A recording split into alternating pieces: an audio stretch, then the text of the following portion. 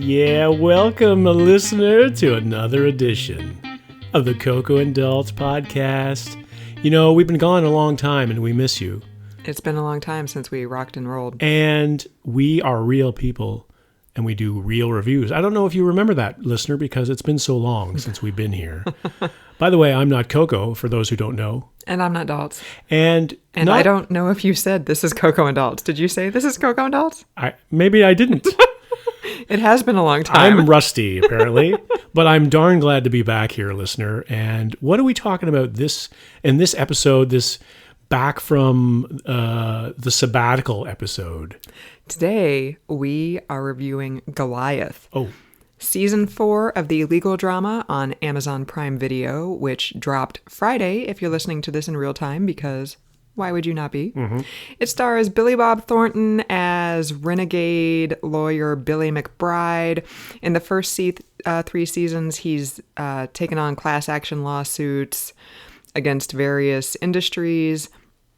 In this season, we start off after the events of season 3. He's kind of been out of the legal biz. His team has scattered. Patty is working for a law firm in San Francisco. Former hooker Brittany is now a PI in Chicago. Apparently, his estranged daughter Denise is also in Chicago. Patty is working for a law firm that is taking on Big Pharma when the main lawyer on that case, who brought the case because his teenage daughter died of an opioid overdose after she got a cheerleading injury. When that lawyer disappears, Jenna Malone, who is the head of the law firm, asks Patty to bring Billy onto the case because he's so celebrated. They're suing. One of the companies they're suing is a pharmaceutical company headed by J.K. Simmons, national treasure J.K. Simmons. He's awesome. Yeah, so it's more legal drama than seasons 2 and 3 were. It's sort of a return to season 1's legal drama roots. Mm-hmm. Anything I missed there, Daltz? No, I think that's pretty good, really. I will say the first 2 seasons took place in LA. The third season kind of half took place out in the middle of nowhere in California because they were in almond farming country. This season is mostly in San Francisco, which I was happy about because San Francisco is my favorite American city. So is it really? It is. How did I not know that? You knew that. Oh, I thought it was Buffalo. That's number 2. Oh, close okay. second. All right. All right. So, Daltz, if you ain't got nothing to add, what'd you think of Goliath season 4, which is the final season of Goliath? So I was challenged in many ways by this season. Let me count the ways. So I was a big fan of season 1. Coco bailed on season 2 because of it was horrible. Because of the amputee porn, and it was horrible. But I had to watch the end of it because that's the kind of guy I am. I had to see how it resolved. Season 3 was better than season 2, but it still wasn't as good as season 1. It's like the first season was just pretty much a straight legal drama, mm-hmm. which was fantastic. Then in season 2, they were like, let's go crazy. And they brought in the amputations and the porn, and it was nuts. And in season 3, somebody from Amazon Studios was like, you need to cut that crap out. And they were like, but we still want to do the crazy stuff. So there was still like a weird pseudo-incestuous storyline between Amy Brenneman and Dennis Quaid. And there was a guy playing weird twins. Mm-hmm. And they still wanted to let the freak flag fly in season 3, but they knew they had to rein it in. So the freak flag flew. Wow. Wow, I didn't think I was going to get through that. That's not even edited. Like, he just did that on one take. Look at that. And I haven't been drinking. And actually flew large and flattering. No, see, I screwed that up. Fluttering there we go. In a big way in this season because they had these like dream sequences that were drug-induced. I think they were actually drug-inspired by the writers because they were like showbiz, J.K. Simmons doing Broadway tunes to I'm a Painkiller, which... I actually really liked that scene. It was crazy, but I actually enjoyed it. It was kind of like a Disney, it was like some sort of Pixar thing. It was like, I'm a painkiller, like it was just way out there. And I understood what they were doing. Yeah. So anyway, where I was going with this was season 4 is kind of it's closer to season 1, but it's still got elements of season 2 and season 3 in there. And what I really liked about season 1 when we first watched Goliath, and I was a huge fan of the first season, was the intelligent dialogue, the characters that weren't stereotypes or tropes. They weren't like expected. They didn't say the things that you thought they were going to say. And it was very interesting that this broken character was at the center of this story, he being Billy McBride / Billy Bob Thornton. However, eventually that gets tiresome, right? If you're repeating the same sort of ideas over and over again, where it's like, oh, this guy's broken, we get it. And so figuring out how to make that fresh has been a challenge, I think, for this series since the first season. Now, here's where I was challenged. So at the end of the 3rd season, Billy Bob gets blasted by a shotgun.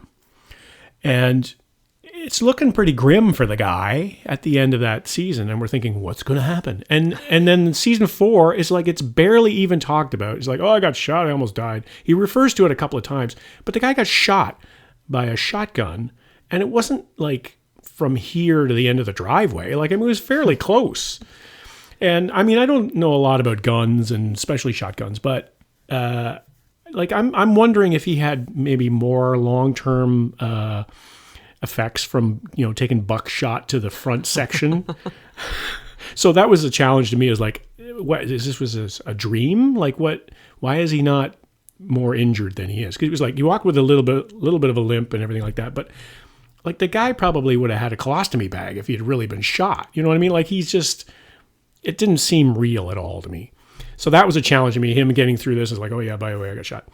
The second challenge that I had, and this is a challenge throughout the entire series, but it really bothered me in this season for some reason. His hair was just wrong. His hair was just so fake.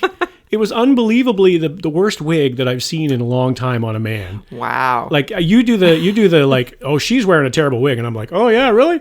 Like I don't know, but Billy Bob's wig was just like. Was dramatically bad. Wow. So I was challenged. These are the 2 challenges I had as I'm starting this season. I'm like, oh, Billy Bob, this is going to be great. Billy McBride and the gang's all back together again, and they're taking on Big Pharma, whom I hate as well. Yeah. And then I get into those episodes. And it's like I'm distracted by the fact that his apparent death was just a dream, and number 2 his hair is just the worst. So and then third. And then I'll let you talk, Coco. Third challenge for me was, in the first 2 episodes of the season, nothing happened. Nothing. They were all just kind of walking around talking to each other and establishing, oh, we're back and we're in San Francisco.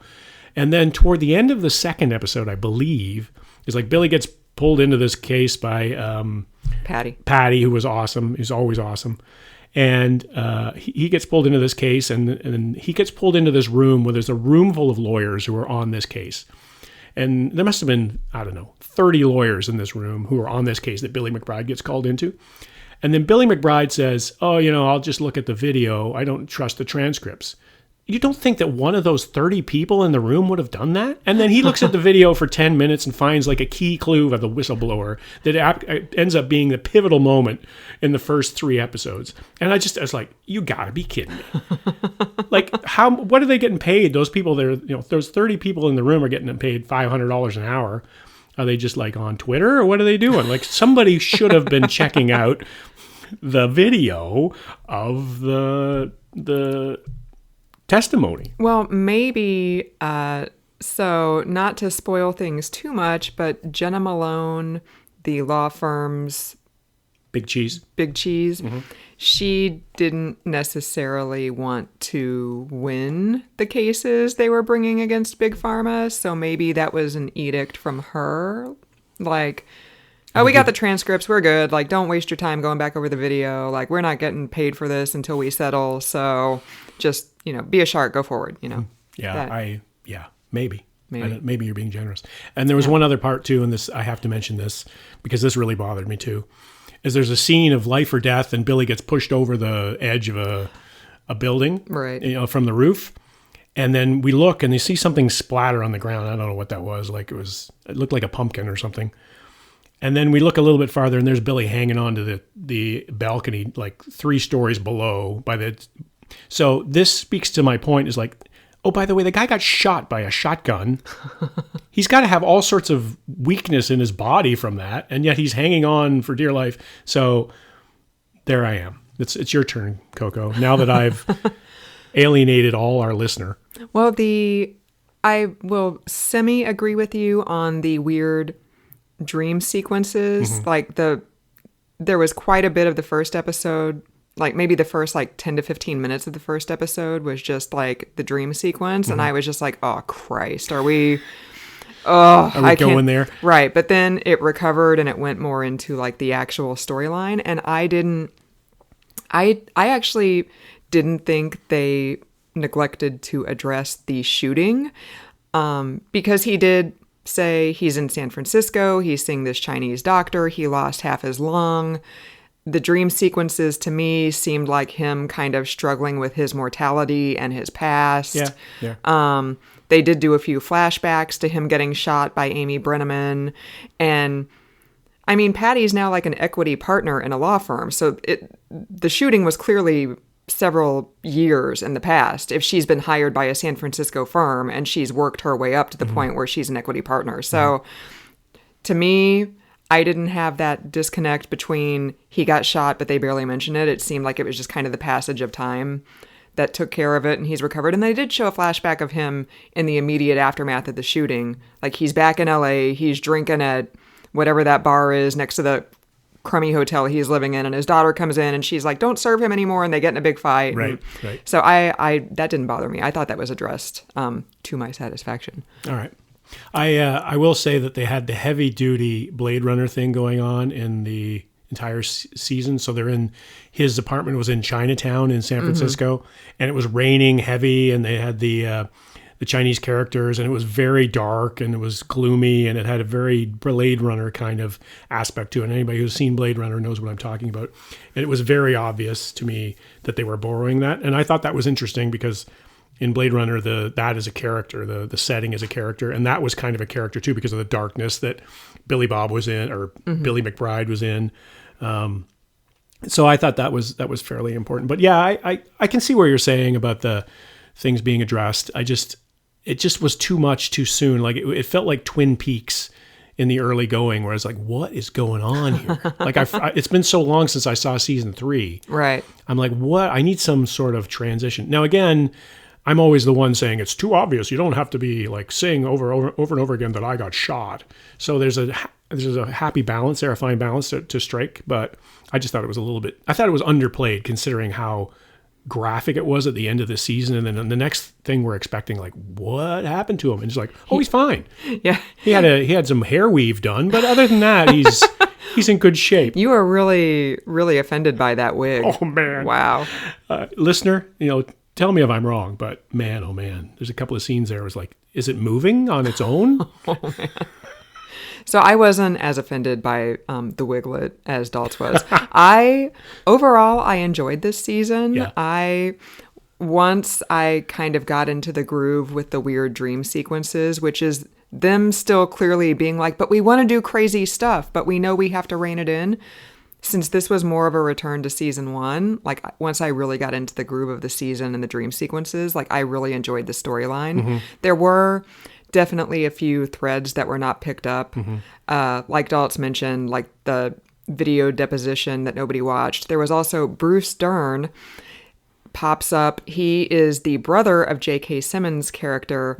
And at one point, the bartender in the Chinese restaurant that Billy McBride always goes to mentions that Bruce Dern owns the entire block. And he's like, oh, really? And then until he has a crazy dream with a cocktail napkin that says, look into Frank, he didn't pick up on that. He didn't pick up on it because Bruce Dern is like basically living in like squalor, and he's got an untreated mental illness, and he looks shabby. And not that there's anything wrong with mental illness, but clearly he's not a high functioning member of society.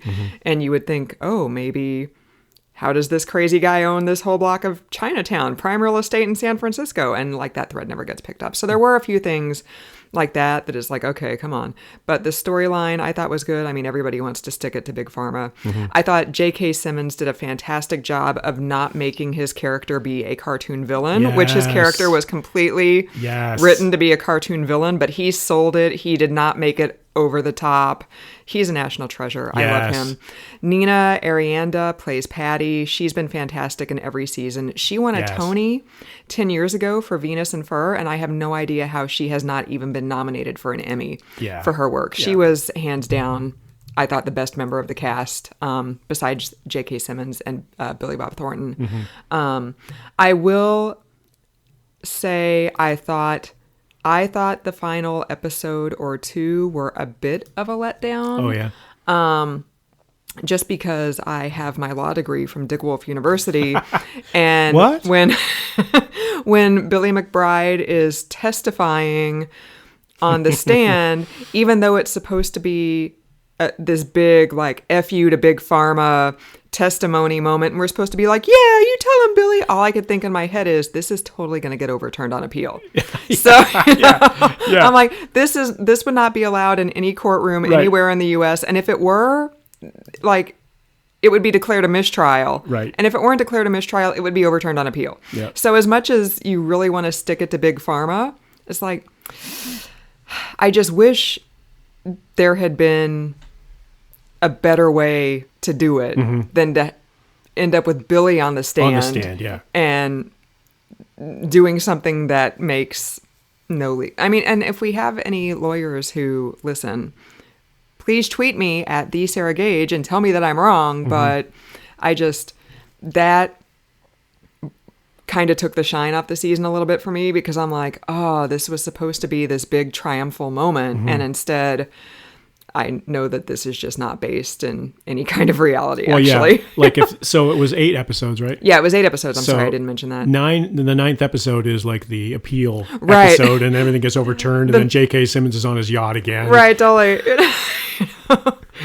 It's the unpublished episode. Right, totally. And the courtroom scenes in the last couple episodes were shot with this weird kind of dull wash. There were no standout colors. Like the American flag behind the witness stand, like everything just blended into each other, and the red just looked brown, and everything was just kind of like this weird tone. And it was some kind of filter it just muted everything. Yeah, and I was watching it on my laptop, Me too. and I was like, did something just happen, like, to like my computer? Like, what's going on? But then, like, the next scene, everything is back to looking normal. And so that was an odd I was thinking choice. that too as I was watching it on my laptop. It's like, oh, I guess my laptop just went out of warranty.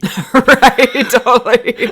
Because the screen just went brown. Like, all right, Tim Cook, here's another $2,000. I guess I got to pony up for the extended warranty on my MacBook Pro. So I'm sure they were trying to make some kind of commentary on the American legal system, and, not everything is black and white. Everything is like all the shades of like the same, you know, but I didn't like it. I didn't like that particular choice of filter. I will say, so it sounds like, if you're still with us, I was really down on it. I actually was down on those particular parts, but the cast is so good in this. It is. Everybody is top notch, and when you bring in somebody like J.K. Simmons, amazing, he's just amazing, and he was like, he had been working out seriously. He was seriously jacked, and there were a lot of scenes of him in the gym too. So that wasn't like prosthetics. No, like you really saw him like. It was leftover from that. What was it? That DC movie he was in, or whatever it was. He was in one of those superhero movies that we watched, and he was all jacked up. Oh, I don't remember. So. Great cast. Billy Bob plays Billy Bob. Like, I mean, he's kind of this weird character with a heart, and which is pretty much who he is in real life, from what I understand. He and I hang around together a lot, and that's the way he is in real life. He is also a Cardinals fan, which he managed to work into the final episode. So I knew that the guy with the Cubs hat was Brittany's boyfriend when he... Because of the Chicago thing? With the Chicago hat. I was like, there's a tie to Brittany there. And then at the very end... Billy and Brittany's boyfriend meet, and the guy's like, hey, come to Chicago, we'll go to a Cubs game. And he's like, I'm a Cardinals fan. And I was like, yeah, Billy. Yeah, buddy. So like the cast, as I was mentioning, Jeffrey Arend, who was the Griffin Pettick, who is the defense counsel for J.K. Simmons. Yeah, thank you. He was the other lawyer. He was fantastic. I really liked him. Bruce Dern was great, as we mentioned. He was just a shambles, but he was great as a shambles, a crazy old man. And the regular cast, as we mentioned earlier, as Coco mentioned, were all great. Nina Arianda better at least get nominated for an Emmy for this season, and because she Malone, was so good. Jenna Malone was really good. I also liked Brandon Scott, who played another lawyer in the firm. He had previously been engaged to Jenna Malone. In real life? No, in the show. Oh, yeah. I thought he did a good job, but I did think it was interesting. In season 1 of the morning show, there's an anchor of color who repeatedly gets passed over for being promoted into the main anchor chair. And he's just continuously told, like, wait, it's not your time yet. We promise big things are on the horizon. And the same thing happened to Brandon Scott's character in this episode. Like, he gets passed over for equity partner, like in favor of Patty's character. And even though you know why that happens, because Patty is the link to Billy and was able to bring Billy onto the case, like, it still sucks, because how many times are people passed over, especially people of color? Yeah, so it happens all the time. And then he quits, and of course Jenna Malone gets her nose out of joint about it, but I thought he did a very good job too. So the cast was great. The story was great. The writing was really good. The writing was a little uneven compared to season 1, but I thought it was still pretty good. I missed the beach. I didn't really like the San Francisco setting like you did. Even though the characters and the climate and the darkness and everything like that were all part of it, I really missed the unique aspect of the motel that Billy Bob was living in, and all, that eclectic kind of thing, and having the bar right around the corner. I think a lot of that is too that in the pandemic, I really wanted to have a place that was that close to where I lived, where I could just go and have a drink with people. Mm-hmm. So maybe that was part of it. But as I said, like, I think there were nitpicky things that I didn't like about it. But overall, it was good. I didn't like it as much as season 3. Wow. Because I liked the William Hurt's William Hurt had dynamic and everything like that in season 3. William Hurt had a couple. Oh, you mean season 1? Season 1. Yeah. William Hurt did have a couple 1, appearances in season 4. I also would like to shout out Robert Patrick as Billy's father in the dream sequences. Mm-hmm. He's practically unrecognizable. Who's the Terminator guy, right? Yeah, he's the T-1000 in Terminator 2. The funny running guy. Yeah, the funny running guy. Yeah. So he's practically unrecognizable in this, but he does a good job too. Yeah, and so like I said, I didn't like it as much as season 1. But that's a pretty high bar to get over. I think it's pretty close to season 3, but I far prefer it to season 2. I think overall, it's sort of sad to see the characters go away, but at the same time, I'm not sure what else we would have seen from them that they could have moved the needle. Like, as you and I know, Coco, like, we're watching Ted Lasso, and we know that's only going to last 3 seasons. Right. And so the same thing with Goliath is like, we're looking at 4 seasons. That's probably good. I mean, I don't think we need any more from these characters. And how are they going to, based on what they did in season 4, how are they even going to bring them all back together? Like, Billy went back to LA, Patty's staying in San Francisco because she's an equity partner in this firm now. The reformed hooker is in Chicago with her Cubs-loving boyfriend working as a PI. Like, there's always a way. Yeah, I mean, there's always a way. There's always a contrivance, but Billy McBride got shot at the end of season 3. It looked like he was dead. And then we're treating it like it was a dream in season 4. So anything can happen. Sure. So overall, on your rating scale from A to Z, or Z, as my brothers say, what are you grading Goliath season 4? So I would rank this 4 seasons: season 1, season 4, season 3, and season 2. Mm-hmm. So this is my second favorite season after season 1. Mm-hmm. I would probably give it like a B. Mm-hmm. I would agree with that grading of the order that you put them in. I would say this is probably a 7. Wow. But I give everything a 7. But yeah, that's true. This was a solid 7. I think this was a legit 7. I think it could have been an 8 if they had dialed back some of the, Broadway musicals and the dream sequences. And I will say that, like, at the end, like, the dream sequences there's a thread with the dream sequences all the way through, obviously. And they do tie that up at the end of the last episode. And I will say that I was a little bit choked up at the end because of that last dream sequence, because they were bringing together some emotional moments, and a father and a son, and the conflict there, and are you good enough for your dad, and all that kind of stuff. I think that was pretty well played actually as a secondary story. But some of the stuff was just like, it was really contrived, and it kind of brought me down. And then when I was talking about the first 2 episodes when nothing happened, I was like, this you gotta do something for me here. Keep me invested. Because he's living in Chinatown and he makes frequent trips to that Chinese restaurant I mentioned, there are also several karaoke scenes that are amazing. Shout out to whoever the extra was who got that part and was singing like Girls Just Want to Have Fun, or no, Time After Time. It was Cyndi Lauper's Time After Time. I think we probably could have had a seat at that table because we have some pretty serious karaoke chops. We do. And if you've seen my Instagram, you know, like pre-pandemic karaoke to hair metal. That was the day before the pandemic, I think. I caused the pandemic. You caused the pandemic. A great dark cloud fell over the world after Coco karaoke talked dirty to me at Pomona Pete's in Unionville, Connecticut. It's all your fault, Coco. As most things are. All right. Well, thanks for joining us, listener. You made it all the way through to this point, and we appreciate it. And we appreciate you waiting patiently for us to have another podcast. This has been our best podcast so far in September, so we appreciate it. Actually, in August and July too, I think. Yeah. So thanks for joining us for another episode of the podcast. I'm not Coco, and I'm not Daltz.